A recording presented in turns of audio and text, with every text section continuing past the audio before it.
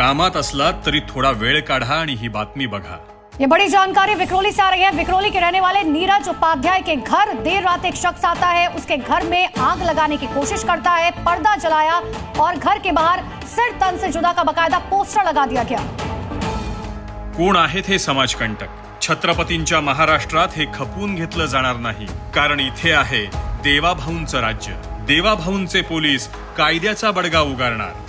हिंदू घरावर सिर तन से जुदाचं पोस्टर लावणाऱ्यांच्या मुंबई पोलीस मुसक्या आवळणार। हिरव्या शक्ती आता पुन्हा डोकं वर काढू लागल्यात। त्यांची नांगी ठेचण्यासाठी देवाभाऊंचे पोलीस सज्ज झालेत। मुंबईच्या विक्रोळी भागात घरावर सिर तन से जुदाचं पोस्टर लावून हिंदू कुटुंबाला धमकावलं, पण धमकावणाऱ्यांना माहित नाही हे राज्य देवाभाऊंचं आहे आणि देवाभाऊंच्या राज्यात कायद्याचं राज्य चालतं।